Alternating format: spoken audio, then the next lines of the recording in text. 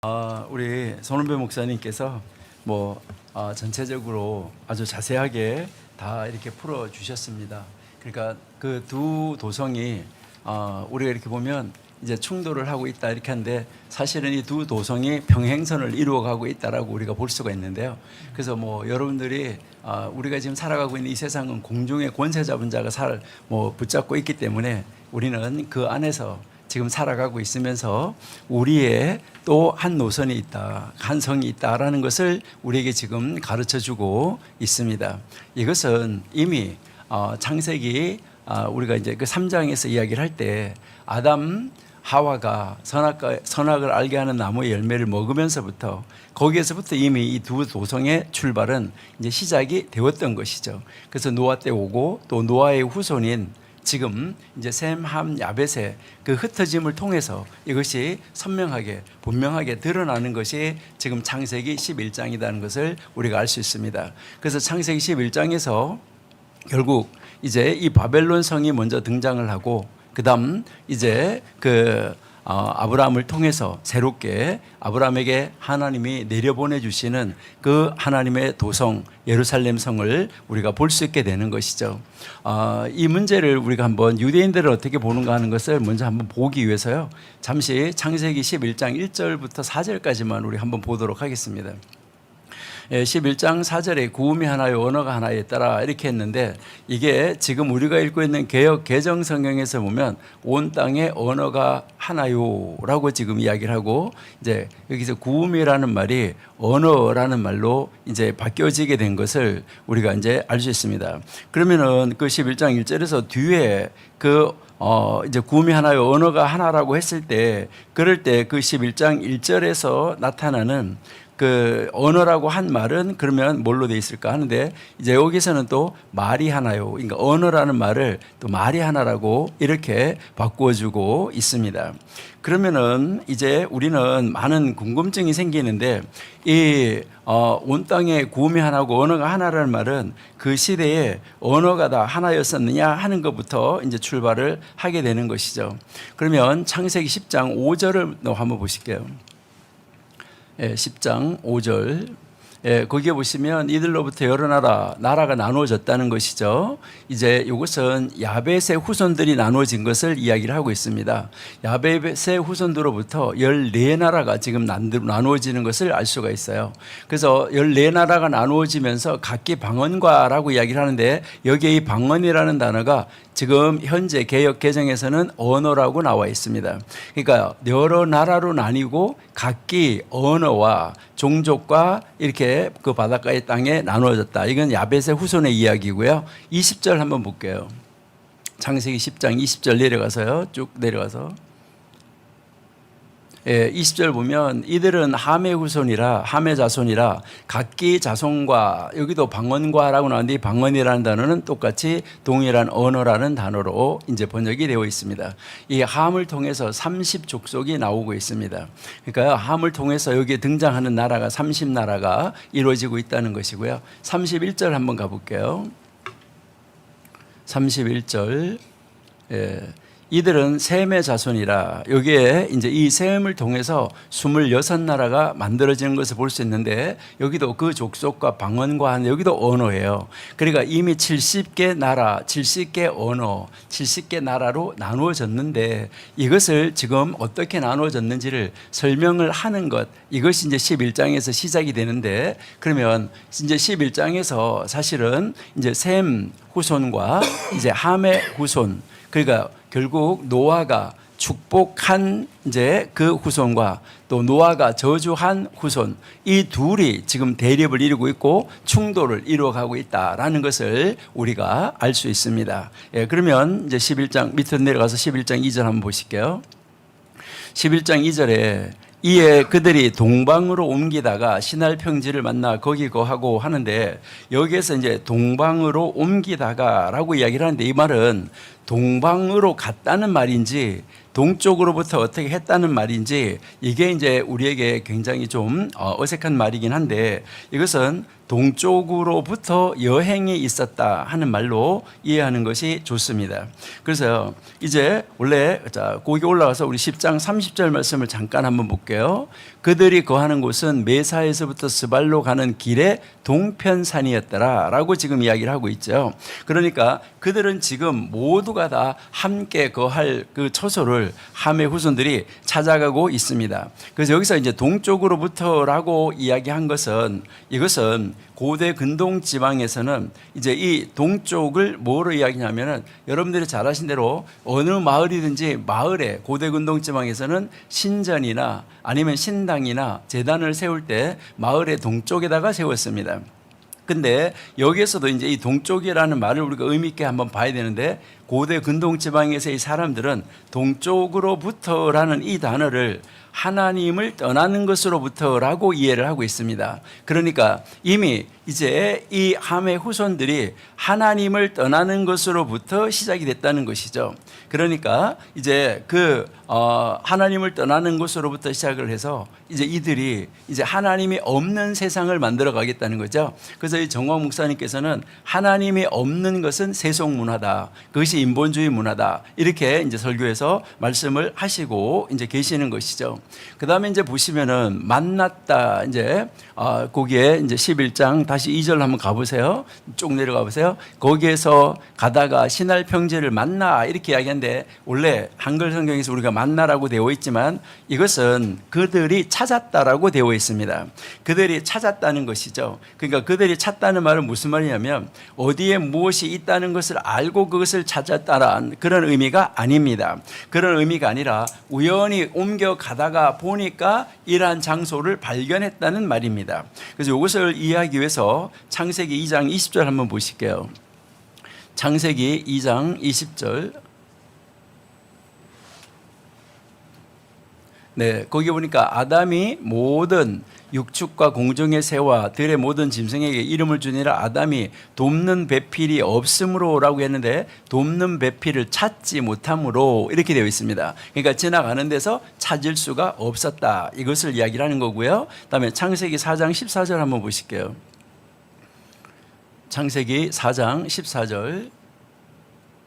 네, 주께서 오늘 이 지면에 나를 쫓아내시온즉 내가 주의 낯을 배웁지 못하리니 내가 땅에서 피와 유래하는 자가 될지라 무릇 나를 만나는 자라고 말했는데 여기서 나를 만나는 자가 나를 찾는 자, 그러니까 나를 찾는 자라는 말로 이렇게 되어지는 말이다 하는 것을 알 수 있고요. 사무엘상 23장 17절도 한번 보실게요. 사무엘상 23장 17절. 네. 거기서도 이렇게 보시면은 이제 요나단이 그에게 이르되 두려워 말라. 내 부친 사울의 손이 내게 미치지 못할 것이요 했는데 여기서 미치지 못한다 하는 말은 바로 내 부친이 너를 찾아내지 못할 것이다 이렇게 되어 있는 말입니다. 이것은 뭐 우리가 욥기 11장 7절에서도 보면 이제 어떻게 전능자를 어찌하여 완전히 알겠느냐라고 얘기인데 우리가 전능자를 어떻게 완전히 찾을 수 있겠냐 이런 말로 되어져 있습니다. 바로 이제 이 함의 후손들이 여행을 하는 가운데 한 장소를 우연히 만나게 되는데 그곳이 바로 이제 그 시날 평지였다는 것이죠. 그래서 이 창세기 10장에서 노아의 세 아들이 땅에 흩어지는 것을 우리가 읽었잖아요. 이제 여러분들 잘 아시고 계시는데 그래서 이제 창세기 10장 10절 아까 우리 손원배 교수님께서 말씀하셨는데 그의 나라는 시날 땅이라고 이야기를 하고 있습니다. 그러니까 이 말씀에 의하면은 창세기 11장에서 동쪽으로부터 여행을 하면서 그러니까 하나님을 떠나는 곳으로부터 시작을 해서 그들이 여행하면서 그들이 거할 평지를 찾고 있는 이 무리가 바로 함의 후손이고 니므롯 가문이었다는 것을 우리에게 알려주는 것이죠. 여기서 니므롯 가문은 이 시날 평지를 보자마자 거기에 거주하였다라고 되어 있는데 그들이 그 땅을 볼 때 매우 만족하게 보였던 것이죠. 그러니까 왜냐하면 그들이 여행을 중단하고 그곳에서 정착하여 살기 위해서 도시를 건설하고 탑을 쌓겠다라고 지금 성경에서 이야기하고 있기 때문이죠. 그러니까 니므롯 후손은 하나님을 등지고 하나님을 떠나서 옮겨가다가 아주 우연히 아주 좋은 땅을 그들이 발견했다, 찾았다 하는 것이죠. 그래서 그 땅에 도시를 건설하고 탑을 쌓으면서 하나님께 정면으로 도전하는 일을 도모하고 있습니다. 이제 하나님이 이제 하나님을 향해서 정면으로 도전하니까 이제 이 사건이 끝난 다음에 11장 후반부에서 하나님 대신 이 도성과 이제 나란히 이 도성을 대항할 그러한 사람을 세우는데 그 사람이 아브라함이었던 거죠. 그래서 그 아브라함을 세워서 아브라함을 통해서 하나의 도시를 보여주신 것이죠, 하나님이. 그러니까 여기서 이제 하나님을 대항해서 나가는 이 사람들, 이 모습이 바로 하나님이 없는 사람들, 세속문화 인본주의를 따라가는 사람들이었다 하는 것을 우리가 알 수가 있습니다. 그래서 그들이 하나님을 떠나서 하나님의 뜻과 정반대의 길을 가는 모습을 우리가 3절에서 볼 수 있어요. 자, 창세기 11장 3절 한번 볼까요? 예, 창세기 11장 3절에서 보시면은 자, 이제 서로 말하되 자, 벽돌을 만들어 견고히 굽자 하고 이에 벽돌로 돌을 대신하고 역청으로 진흙을 대신했다라고 이야기를 하는데요. 여기에서 그들은 이제 자라고 이야기하는데 이 자라는 말은 이제 그들이 모여가지고 어떤 의견을 지금 제시하는 것이죠. 그러니까 이 자라고 이야기하는 것은 어떤 생각을 가지고 있는지 그의 친구들에게 앞으로 지금부터 말을 하겠다는 거예요. 그러니까 여기서 자까지는 죄다 아니다 이것이 결정이 되는 것은 아닙니다.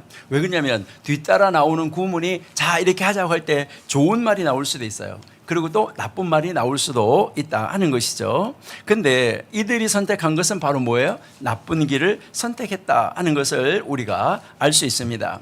그래서 여기서 이 자라는 단어는 원래 히브리어 단어에서 보면 내가 이런 의견이 있는데 연합을 하자라는 말로 쓸 때 이제 자라는 단어를 씁니다. 좋은 일도 뭐 연합을 하자고 할 때, 나쁜 일도 연합을 하자고 할 때 쓰는 말인데, 그럼 이 말은 결국 무엇을 이야기하냐면은 내가 어떤 계획을 가지고 있는데 여기에 이것을 나의 목표가 아니고 우리 공동의 목표로 하자. 그래서 이 공동의 목표를 가지고 우리들이 연합하려고 한다. 그러니까 너희들도 연합을 하자 하는, 연합하려고 하는 의도와 행위, 이것을 우리에게 요청하는 그런 말이라는 것을 우리가 알 수 있습니다. 자, 4절 한번 가볼게요.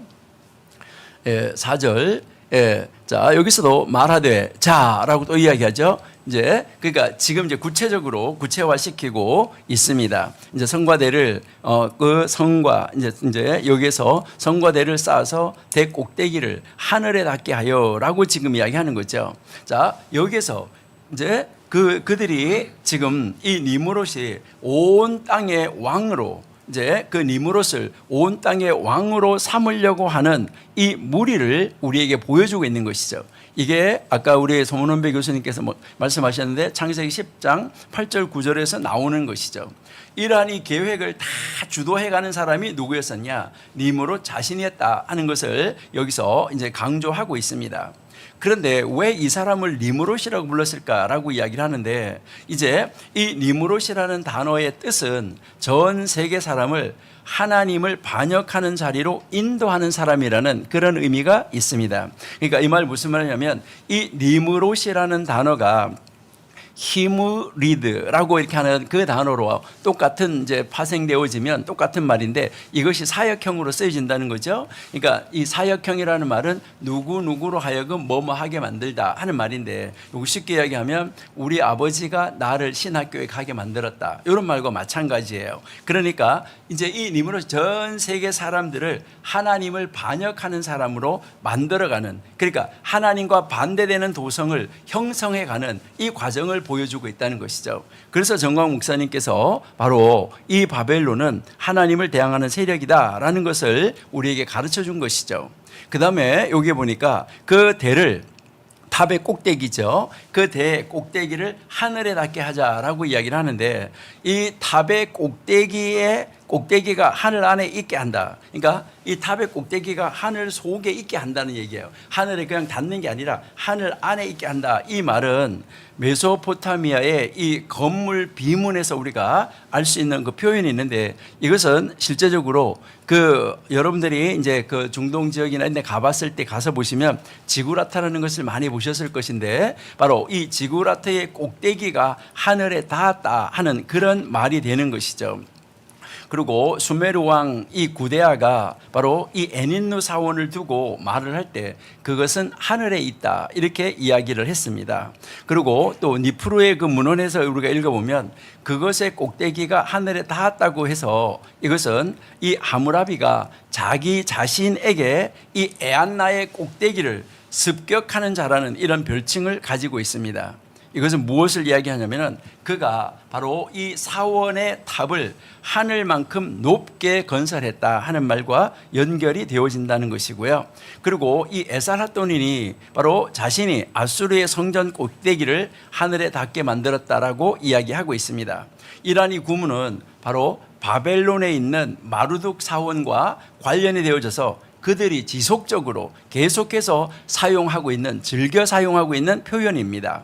바로 이 사원은 머리를 들어 올리는 집을 의미하는 에사길라로 이제 알려져 있는데 성경에서도 그것의 꼭대기가 하늘에 있다는 이 표현을 사용하는데 이것은 인간의 교만의 상징으로 바로 하나님을 정면으로 도전하면서 하나님과 비기겠다는 것입니다. 천사가 타락할 때 하나님과 비기겠다라고 말했던 것처럼 그리고요 이제 그 악한 것이 아담과 하와를 유혹할 때도 너가 하나님과 같아진다라고 말했던 것과 마찬가지로 여기에서 지금 이 니므롯은 바로 함의 후손들은 이 타부의 꼭대기를 하늘에 닿게 해서 하나님과 비기겠다. 이것을 이야기를 하고 있는 것이죠.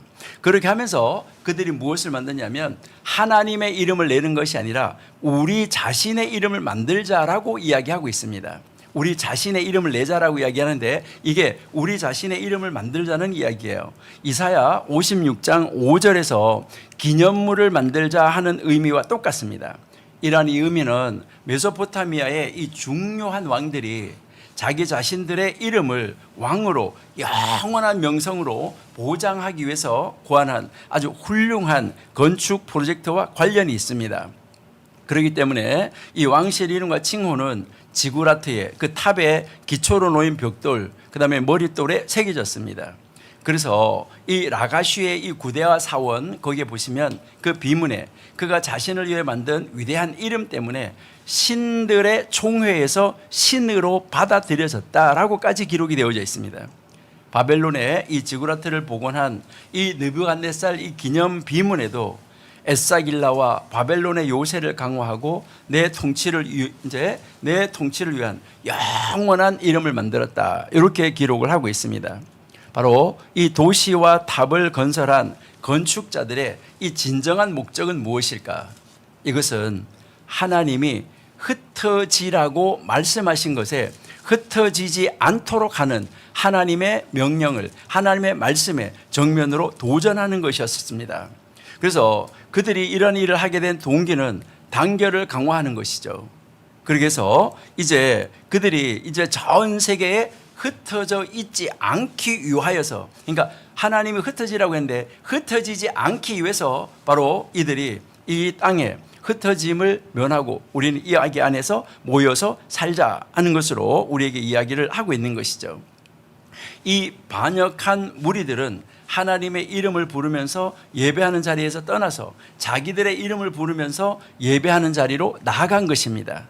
그러니까요, 정식으로 하나님의 길, 하늘의 도성 하나 있다고 하면 이게 세상의 도성이 이렇게 건설되어졌다는 것, 이 바벨론의 도성이 이렇게 건설되어졌다는 것을 창세기 11장 바로 2절, 3절, 4절에서 우리에게 분명하게 이제 설명을 해주고 있는 것입니다. 그러니까요, 하나님과 하나님의 법을 등지고 그들 자신의 뜻을 따라서 살기로 결심하자고 제안을 하고 그 뜻을 이루어 나가는 자들이 모여서 그들의 계획대로 이제 이 새로운 도성, 하나님을 대항하는 도성을 세워갔다는 것이죠. 우리 잠언 18장 7절 한번 보실까요? 잠언 18장 7절. 미련한 자의 입은 그의 멸망이 되고 그 입술은 그의 영혼의 그물이 된다. 여기에 다 이들이 걸려들고 말았던 것입니다. 그러나 그들은 여기에 걸려든 것을 전혀 알 수가 없었다는 것이죠. 이렇게 만들어진 바벨론 성은 무엇을 할 수밖에 없나요? 무너질 수밖에 없다라는 것을 우리에게 가르쳐 주는데요. 우리 아까 읽었지만은 다시 한번 읽어보겠습니다. 계시록 17장 5절. 아까 우리 계시록 17장 2절 1절에서 5절까지 손은배 목사님이 다 읽어가시면서 말씀하셨는데, 그 이마에 이름이 기록되었으니 비밀이라 큰 바벨론이라 땅의 음료들과 가증한 것들의 어미라 하였더라. 여러분, 이 바벨론은 사실은 우리가 살고 있는 공중의 권세 잡은 자가 다스리고 있는 이 세상을 말합니다. 그러니까 이 세상은 바로 뭐예요? 하나님을 믿지 않는 사람들의 어머니라는 거예요. 그러니까 하나님을 믿지 않는 사람들의 어머니가 있고, 그러면 하나님을 믿는 사람들의 어머니가 또 있다는 것입니다. 갈라디아서 4장 26절 한번 보실게요. 갈라디아서 4장 26절.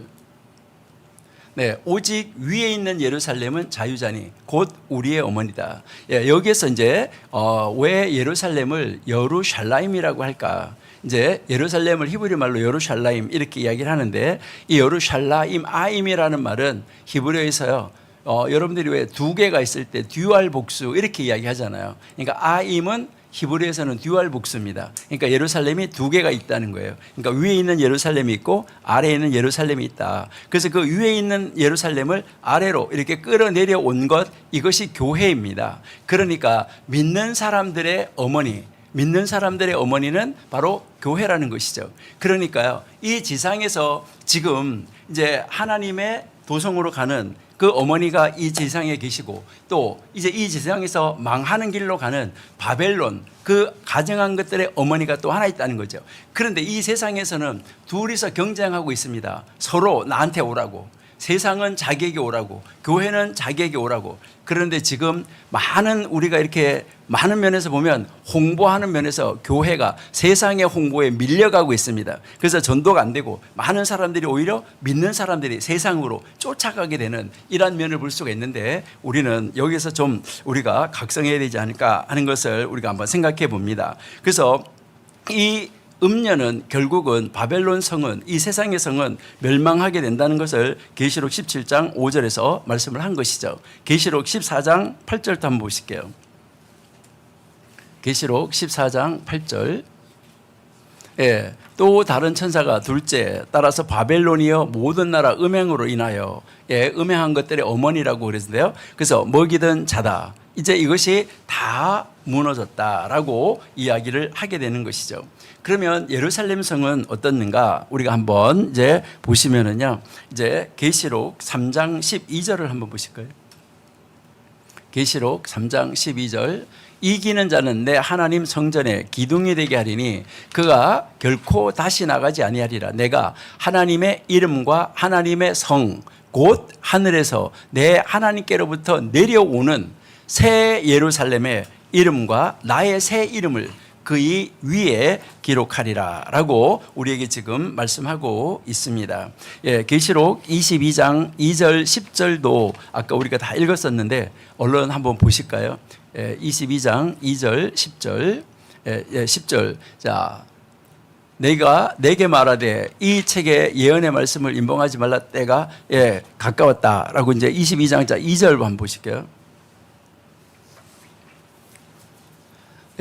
자, 여기에서 이제 이 새로운 나라가 하나님께서 세워지는, 이 새로운 나라 천국이 세워지는 것, 이것을 지금 우리에게 가르쳐 주고 있다 하는 것을 볼 수가 있고요. 히브리서 12장 22절도 한번 보실게요. 자, 그러나 너희가 이른 곳은 시온산과 살아계신 하나님의 도성인 하늘의 예루살렘과, 여기서 천만 천사와 하늘에 기록한 장자들의 총회, 교회, 만민의 심판자인 하나님과 온전케 된 의인들의 영들과 이거하는 이 예루살렘을 우리에게 보여주고 있습니다. 자, 그러니까요, 이 바벨론 성은 어떻게 세워졌다고요? 함의 후손 니므롯에 의해서 이 시날 평지에 세워졌다. 그러니까 시날 평지에 나중에 결국 바벨론이라는 나라가 건설되어지는데, BC 625년에 바벨론이라는 나라가 건설이 되어져서 바로 612년에 그 견고한 나라였던 난공불락의 요새였던 아수르를 멸망을 시키게 되죠. 그 아수르를 멸망을 시키고 또 559년에 페르시아 메데바사가 일어나서 결국은 539년에 이 바벨론 성을 무너뜨리게 되는 것이죠. 우리가 아까도 아브라함을 봤었는데, 아브라함이 이제 그 동방에서부터 오는 큰 나라, 네 나라. 이것은 사실은 신할 쪽에서 온 나라들입니다. 그리고 여기에 이 소돔성에 있는 소돔성 주위에 있는 네 나라는 사실은 작은 도시국가의 5 왕들이었었어요. 그러니까 바벨론 쪽에서 신할 쪽에서 온 그 네 나라, 큰 네 나라가 왔을 때 이제 바로 이 하나님의 도성 예루살렘 도성의 창시자가 되는 아브라함이 그들을 가서 네 나라를 완전하게 그 네 나라 성읍을 무너뜨리는데 거기에 신할 왕도 있을 텐데 이것은 무엇을 이야기하느냐 했을 때 앞으로 일어날 바벨론, 메데바사, 그다음에 로마, 그다음에 이제 헬라, 로마 이 네 나라를 이미 아브라함 때부터 이제 이 아브라함의 도성 예루살렘이 일어나서 그 예루살렘 도성이 그들을 멸망시켜 나갈 것이라는 것을 이미 그때 우리에게 보여줬다는 것이죠.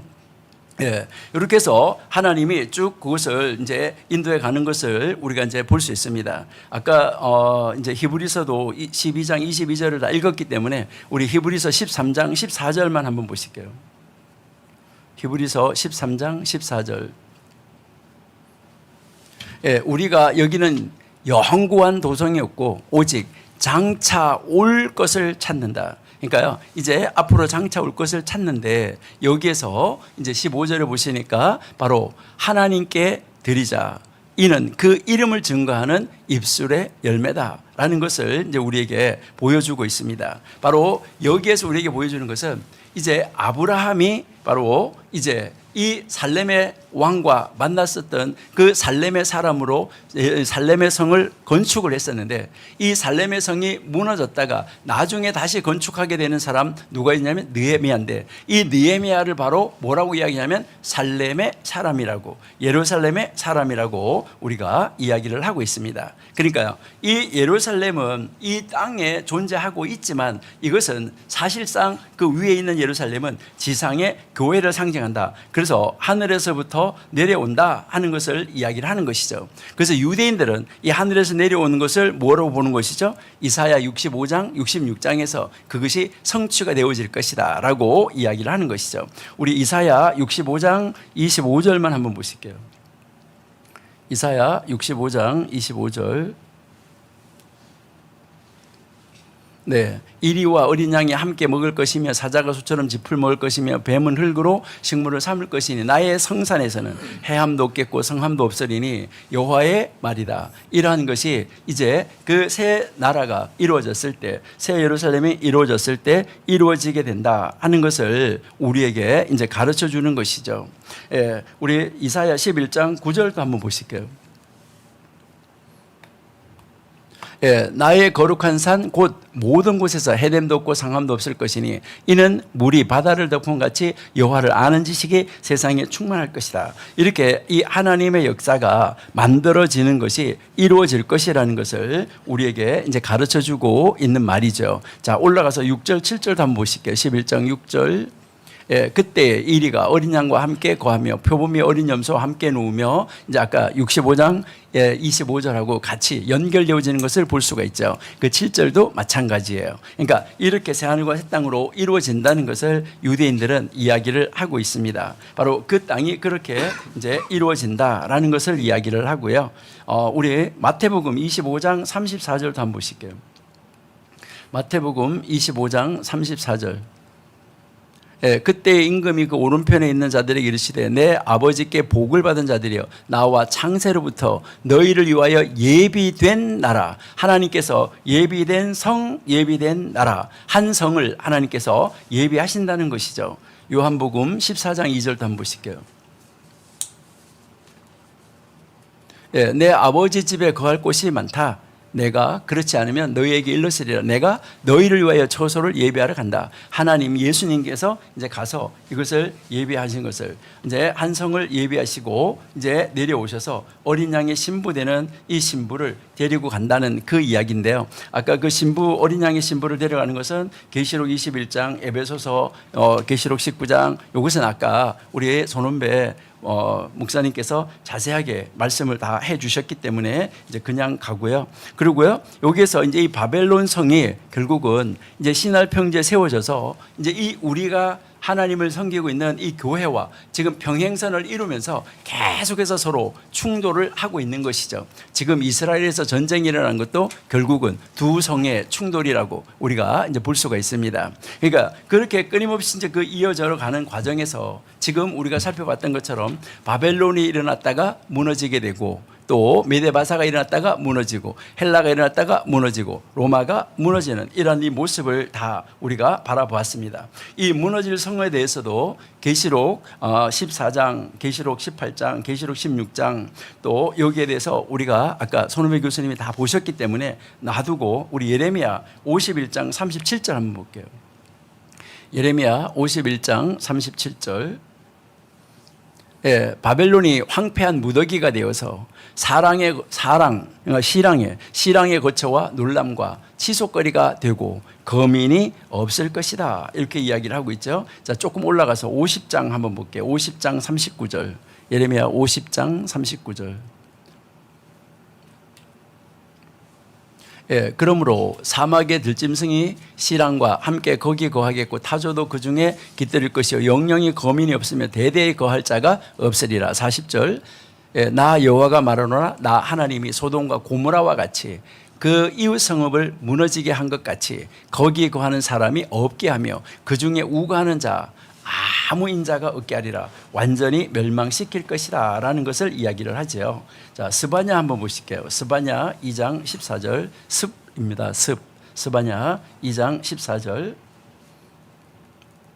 각양 짐승이 그 가운데 때로 누울 것이며 창에서 울 것이며 문턱이 적막하리니 백향목으로 지은 것이 벗겨짐이라. 15절. 이는 기쁜 성이라 염려 없이 거하며 심중에 이르기를 오직 나만 있고 나 외에 다른 이가 없다 하더니 어찌 이같이 황무하여 들짐승에 엎드릴 곳이 되었는고 지나가는 자마다 치수하여 손을 흔들리로다. 이 바벨론 성이 완전하게 이제 무너지게 된다는 것을 이미 예언을 한 대로 그대로 지금 이제 계시록과 신약성경에서 이루어졌다 하는 것을 우리에게 보여주는 것이죠.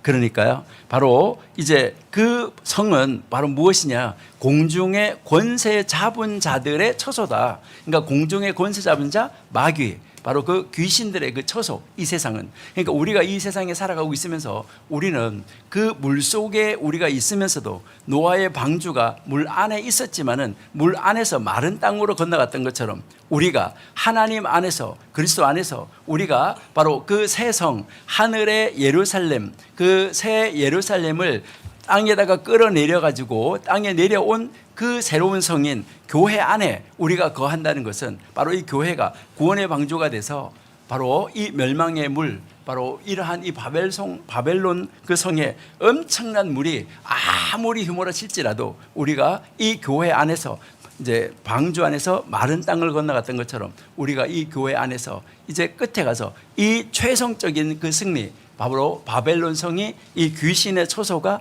마귀의 자리가 완벽하게 무너지는 그날까지 우리가 이 안에서 우리가 승리를 하면서 하나님의 뜻을 영영히 이루어 나가는 새 예루살렘 성의 서민, 우리가 시민으로서 우리가 살아야지 된다. 그래서 우리는 바로 이 땅에 이 교회가 앞으로 이루어질 새 예루살렘을 상징적으로 보여주는 것이기 때문에 우리는 그 새 예루살렘에 정광 목사님 말씀대로 거기다가 손을 딱 걸어놓고 우리는 그 천국을 소망하고 바라보면서 살아가야 된다 하는 것을 우리가 알 수 있습니다. 물론 유대인들은 아까 이사야 65장에서 66장에서 그쳐지고 있는 것을 우리가 알 수 있지만은 우리는 예수님 안에서 이 모든 일이 성취가 되어져서 바로 우리가 예수 그리스도의 그 신부가 되는 교회, 바로 하늘의 예루살렘이 지상의 교회라고 하니까요. 바로 그 예수님의 그 신부로서 우리가 단장하고 준비하는 그 자리가 바로 이 지상에 있는 이 교회 안에서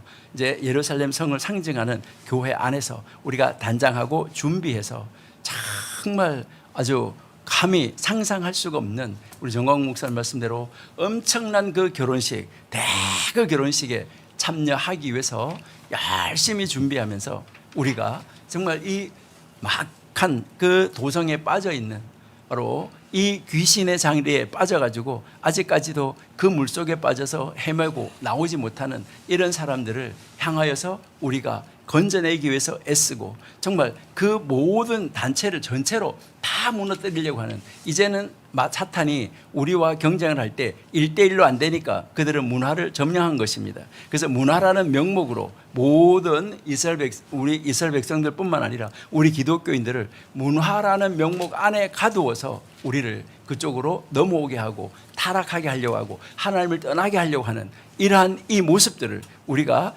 아주 분명하게 인식하고 우리는 하나님의 말씀대로 진실로 내가 하나님의 그 정말 혼인잔치에 들어갈 나는 그런 신부라는 이 확신 있는 신앙을 가지고 끝까지 견디면서 이제 우리 앞에 펼쳐지는 우리와 충돌을 일으키고 있는 바로 이 바벨론 성을 공격하고 이겨낼 수 있는 멋있는 그런 하나님의 사람, 새 예루살렘에 속한 사람 다 되시기를 기원합니다. 네, 감사합니다.